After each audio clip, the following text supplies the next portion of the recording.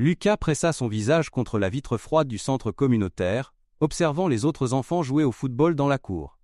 À 12 ans, il n'avait jamais possédé de vraies chaussures de foot. Ses baskets usées avaient des trous qui laissaient entrer l'eau quand il pleuvait, et la semelle se décollait du pied gauche. Mais rien de tout cela n'importait quand il avait un ballon à ses pieds. Ses doigts traçaient de petits cercles sur la vitre embuée, tandis qu'il s'imaginait sur ce terrain, dribblant les adversaires comme il le voyait dans les matchs, à la vieille télévision du centre. Lucas connaissait chaque mouvement, chaque technique des grands joueurs, même si sa seule expérience était avec un ballon en chaussettes que sa mère avait cousu pour lui quand il avait 7 ans. « Lucas, viens m'aider à organiser ces papiers », appela Maria, la coordinatrice du centre. Elle avait été comme une mère pour lui, depuis que sa propre mère avait commencé à travailler 2 équipes à l'usine, juste pour payer le loyer du petit appartement où il vivait. Maria avait 52 ans et avait consacré les 15 dernières années de sa vie à ce centre communautaire de Ciudad de Deus. Elle connaissait l'histoire de chaque enfant qui y passait, qui avait un père, qui n'en avait pas, qui ne mangeait qu'à l'école, qui s'occupait des petits frères et sœurs pendant que les parents travaillaient. Pour elle, ces enfants n'étaient pas seulement des numéros dans des rapports d'assistance sociale. C'étaient ses enfants de cœur. Pendant que Lucas organisait les formulaires de dons et les plannings de bénévoles, il remarqua une lettre avec un sceau officiel qu'il ne reconnaissait pas. Le papier était épais, différent de la correspondance habituelle qui arrivait au centre. Maria était au téléphone, sa voix devenant de plus en plus animée à chaque mot. « Oui, je comprends. 20 enfants de notre centre? Êtes-vous absolument certain que ce n'est pas une erreur ?» Guillemets doubles. Lucas leva les yeux des papiers. Les yeux de Maria étaient écarquillés d'incrédulité, et elle tenait le téléphone des 2 mains, comme si elle avait peur qu'il disparaisse. « Qu'est-ce qui se passe ?» demanda-t-il, sentant une pointe d'anxiété dans son estomac. Maria raccrocha le téléphone et s'assit lourdement dans sa chaise. Ses mains tremblaient légèrement tandis qu'elle mettait ses lunettes pour relire la lettre, comme si elle avait besoin d'être sûre de ne pas avoir mal compris. « Lucas, tu sais qui est Kylian Mbappé ?» Guillemets doubles. Tous les enfants de la favela connaissaient Mbappé. Ses affiches couvraient les murs des chambres dans tout le quartier. Lucas avait regardé chaque match qu'il pouvait à la vieille télévision du centre, rêvant de bouger comme lui, de marquer des buts comme lui. Il avait même essayé de se couper les cheveux comme le joueur, mais sa mère n'avait pas d'argent pour aller chez le coiffeur, alors elle l'avait coupé elle-même avec des ciseaux émoussés, lui donnant un look bien différent de celui prévu. « Bien sûr que je le connais. C'est le joueur le plus rapide du monde. » Guillemets doubles. « Eh bien, dit Maria, sa voix dépassant à peine le murmure, il veut emmener 20 enfants de notre centre le voir jouer. Demain soir. Au Maracana. » Guillemets doubles. Lucas sentit son cœur s'arrêter. Le stade Maracana était comme un temple pour lui, un endroit qu'il n'avait vu qu'à la télévision, où les plus grands joueurs du monde s'affrontaient. Il n'avait jamais imaginé mettre les pieds à l'intérieur de ces murs sacrés. Pour lui, le Maracana était un lieu mythique, presque irréel, comme s'il existait dans une autre dimension. « Mais pourquoi nous ?»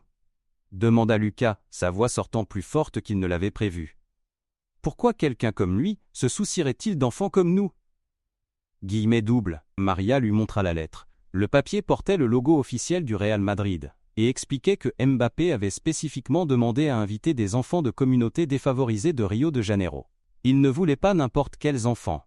Il voulait ceux qui aimaient le football mais n'avaient jamais eu la chance de le voir jouer au plus haut niveau. La lettre disait que Mbappé serait au Brésil pour un match amical de bienfaisance et qu'une partie des recettes serait destinée à des projets sociaux. Mais ce qui impressionna le plus Lucas fut une ligne spécifique. « Je veux que ces enfants comprennent que leurs rêves sont aussi valables que ceux de n'importe qui, peu importe où ils sont nés. » Guillemets doubles. Cette nuit-là, Lucas ne put pas dormir.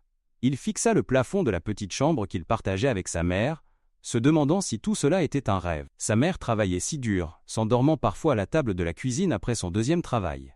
Elle n'avait jamais pu lui donner les choses que les autres enfants avaient. Mais elle lui avait donné quelque chose de plus important, la croyance que les rêves valaient la peine d'être gardés. Sa mère, Carla, n'avait que 30 ans, mais paraissait plus âgée. Ses mains étaient rugueuses du travail à l'usine, et elle sentait toujours les produits de nettoyage du bureau où elle travaillait la nuit.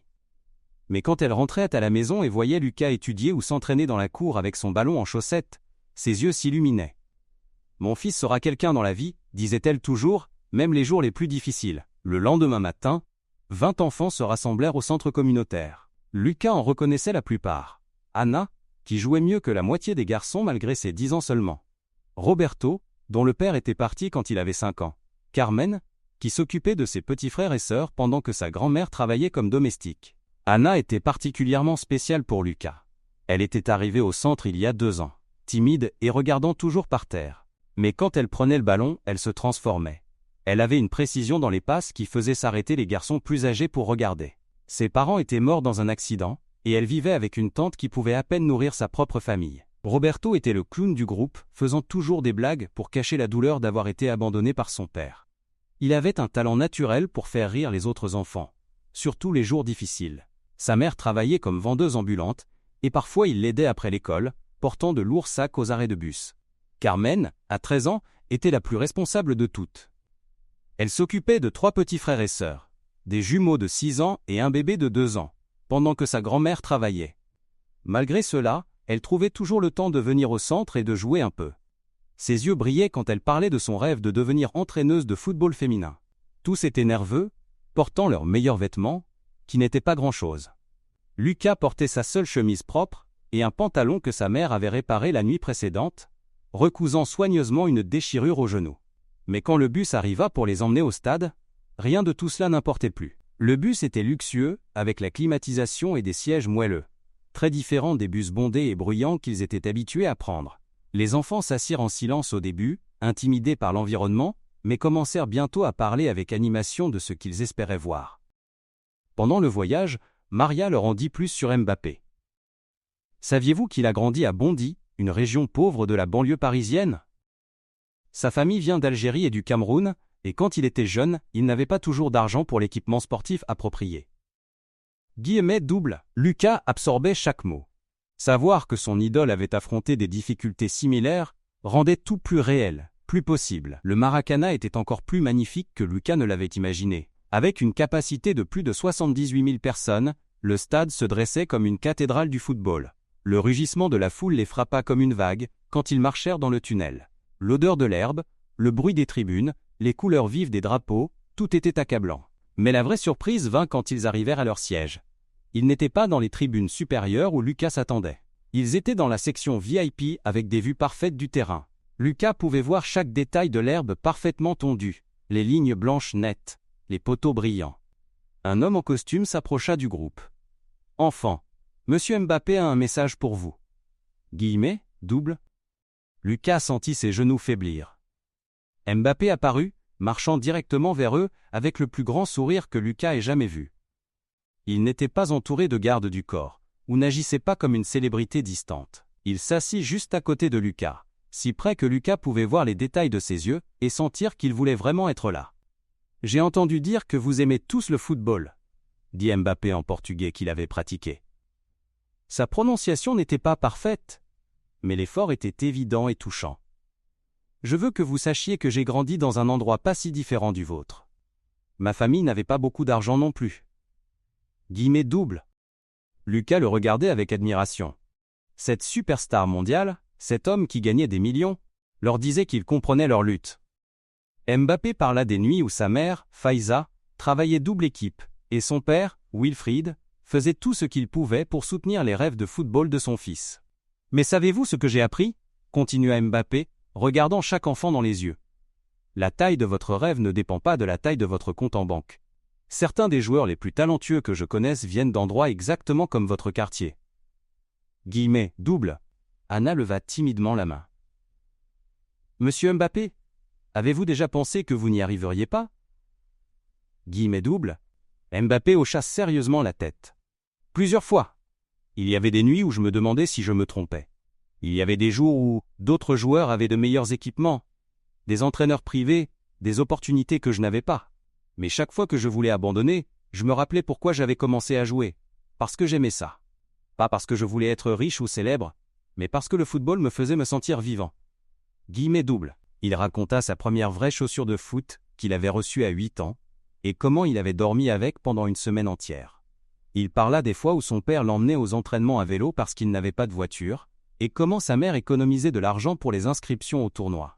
« Le plus important, dit Mbappé, c'est de ne jamais laisser quelqu'un vous dire que vos rêves sont trop petits ou trop grands. Vous définissez la taille de vos rêves. » Double. Le match commença, et Lucas regarda avec émerveillement tandis que Mbappé dominait le terrain.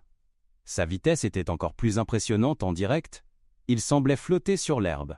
Mais chaque fois qu'il marquait un but ou faisait un jeu incroyable, il regardait leur section et pointait. Lucas réalisa que Mbappé ne jouait pas seulement pour les milliers de supporters dans le stade, il jouait pour eux. Au premier but, Mbappé reçut le ballon au milieu de terrain, dribbla 2 défenseurs avec une facilité qui semblait danser, et finit dans le coin droit avec une précision millimétrique.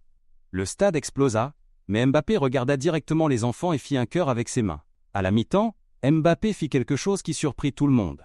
Il amena les 20 enfants sur le terrain. Lucas marcha sur l'herbe où son héros venait de jouer, sentant l'herbe douce sous ses baskets usées. Le terrain semblait encore plus grand de près, et il pouvait sentir l'énergie résiduelle de 78 000 personnes qui criaient. « Je veux que chacun de vous me fasse une promesse », dit Mbappé, les rassemblant en cercle au centre du terrain. Le stade entier regardait, mais ils parlaient comme s'ils étaient seuls. « Promettez-moi que vous ne laisserez personne dire que vos rêves sont trop grands. Promettez-moi que vous continuerez à travailler, à continuer à croire, même quand ça devient difficile. » Guillemets, double, Lucas sentit des larmes dans ses yeux. Ce n'était plus seulement du football. C'était de croire en soi-même, de comprendre que d'où il venait ne déterminait pas où il pouvait aller. « Je promets », murmura Lucas, et entendit 19 autres voix faire écho au même mot. Mais Mbappé n'avait pas fini. Il sortit un sac et commença à distribuer de nouvelles chaussures de foot à chaque enfant. Quand il arriva à Lucas, il s'agenouilla et l'aida à les mettre. C'étaient des chaussures Nike professionnelles, identiques à celles qu'il utilisait lui-même, avec des détails dorés et le nom de Lucas brodé sur le côté. « Ce ne sont pas seulement des chaussures », dit Mbappé doucement, lassant les chaussures de Lucas. C'est un rappel que tout expert était autrefois débutant, tout professionnel était autrefois amateur, toute icône était autrefois inconnue. Guillemets double. Lucas regarda ses pieds et n'arrivait pas à y croire. Les chaussures étaient parfaites, douces, et faisaient paraître ses pieds plus grands et plus puissants. Pour la première fois de sa vie, il se sentait comme un vrai joueur. Quand la seconde mi-temps commença, Lucas ne pouvait pas détacher ses yeux de ses pieds. Il n'avait jamais possédé quelque chose d'aussi beau. Mais plus que cela, il ne s'était jamais senti aussi cru. Mbappé marqua 2 autres buts en seconde période, chacun plus spectaculaire que le précédent. Au 3e but, il reçut un long dégagement, contrôla de la poitrine, laissa rebondir le ballon une fois et tira du premier coup, touchant l'angle supérieur droit. C'était un but dont on se souviendrait pendant des décennies. Le match se termina avec Mbappé marquant le but de la victoire à la 89e minute. Quand la foule explosa, il courut vers la section où les enfants étaient assis et jeta son maillot dans les mains de Lucas. Lucas le serra contre sa poitrine, complètement submergé par l'émotion. Le maillot était encore humide de sueur et sentait l'herbe et la détermination. Lucas le tint comme si c'était le trésor le plus précieux du monde, parce que pour lui, c'était exactement cela. Dans le voyage de retour, les enfants restèrent silencieux, traitant ce qui venait de se passer. Lucas regarda par la fenêtre les rues familières de son quartier, mais tout semblait différent maintenant. Les mêmes bâtiments, les mêmes ruelles étroites, mais d'une certaine manière pleines de plus de possibilités. Les lumières de la ville semblaient plus brillantes, les gens aux arrêts de bus semblaient porter plus d'espoir. Lucas comprit que ce n'était pas le monde qui avait changé moins. C'était sa perspective sur ce qui était possible dans ce monde. Quand il arriva à la maison, sa mère l'attendait à la table de la cuisine. Elle était sortie du travail plus tôt, inquiète qu'il rentre si tard. Lucas courut vers elle et raconta tout. Le stade, Mbappé, la promesse qu'il avait faite. Sa mère le serra fort, et Lucas pouvait sentir ses larmes sur son épaule. « Je suis si fier de toi », murmura-t-elle. « Pas parce que tu as rencontré un joueur célèbre, mais parce que tu apprends à croire en toi. » Guillemets double. Cette nuit-là, Lucas mit les chaussures de foot à côté du lit et accrocha le maillot de Mbappé au mur. Avant de dormir, il écrivit dans un vieux cahier « Aujourd'hui, j'ai appris que les rêves n'ont pas d'adresse. Ils vivent où il y a le courage de croire. » Guillemets double, 6 mois plus tard, Lucas s'entraînait tous les jours au centre communautaire avec ses nouvelles chaussures. Les nouvelles sur les enfants qui avaient rencontré Mbappé s'étaient répandues, et une académie de football locale avait commencé à offrir des sessions d'entraînement gratuites dans leur quartier. L'entraîneur de l'académie, professeur Joao, était un ancien joueur professionnel qui avait joué en 2e division. Il vit du potentiel chez plusieurs des enfants, surtout chez Anna, qui se développait comme une vraie promesse du football féminin. Lucas n'était pas le joueur le plus habile, et il savait que les chances de devenir professionnel étaient minces. Mais cela n'importait plus. Ce qui importait était qu'il avait appris quelque chose de plus précieux que n'importe quelle technique ou stratégie. Il avait appris que la bonté et l'espoir pouvaient transformer des vies. Un après-midi, quand Lucas sortait de l'entraînement, il vit un garçon plus jeune regarder par la clôture. Les vêtements du garçon étaient encore plus usés que ceux de Lucas avaient été, et ses yeux portaient la même nostalgie que Lucas se rappelait avoir ressentie. Lucas marcha vers lui et s'assit à côté de lui. Tu veux jouer? Guillemets double. Le garçon hocha énergiquement la tête, mais regarda vers le bas, vers ses pieds. Je n'ai pas de chaussures appropriées. Guillemets double. Lucas sourit et se rappela ce que Mbappé lui avait enseigné. C'est bon. Le plus important n'est pas ce que tu portes aux pieds. C'est ce que tu portes dans le cœur. Guillemets double. Il aida le garçon à entrer sur le terrain et passa l'heure suivante à enseigner les mouvements de base. Pendant qu'il jouait, Lucas réalisa que le cadeau de Mbappé n'avait pas été seulement les billets pour le match ou les chaussures, ou même le maillot. Le vrai cadeau avait été la compréhension que tout le monde mérite quelqu'un qui croit en lui. Le garçon s'appelait Pedro et avait 8 ans. Son histoire était similaire à celle de Lucas, père absent, mère travaillant double journée, grand rêve dans de petites circonstances. Mais Lucas vit quelque chose de spécial en lui. La même passion qu'il avait lui-même ressentie. Cette nuit-là, Lucas écrivit une lettre à Mbappé, le remerciant non seulement pour l'expérience incroyable, mais pour lui avoir montré que la vraie grandeur n'est pas mesurée par ce que vous accomplissez pour vous-même, mais parce que vous inspirez les autres à croire qu'ils peuvent accomplir. Il ne s'attendait jamais à une réponse, mais 3 semaines plus tard, Maria l'appela au centre communautaire. Il y avait un paquet qui l'attendait. À l'intérieur se trouvait une photo dédicacée de Mbappé avec une note manuscrite. Lucas, j'ai entendu dire que tu enseignes aux plus jeunes enfants. C'est ce que signifie être un vrai champion. Continue à transmettre le rêve. Guillemets double. Avec la photo, il y avait quelque chose d'encore plus spécial. Une paire de chaussures de foot de la taille de Pedro, avec une note. Pour ton nouvel élève. Les rêves grandissent quand ils sont partagés. Guillemets double. Lucas regarda autour du centre communautaire tous les enfants qui venaient maintenant s'entraîner régulièrement. L'académie avait élargi son programme, Maria avait reçu un financement pour de nouveaux équipements, et plus important, les enfants avaient quelque chose qu'ils n'avaient jamais eu auparavant, la croyance que leur rêve était valable. Anna s'entraînait maintenant avec une équipe féminine junior de la ville, et avait déjà été invitée pour des essais dans de plus grands clubs. Roberto avait découvert un talent pour être gardien de but, et progressait rapidement.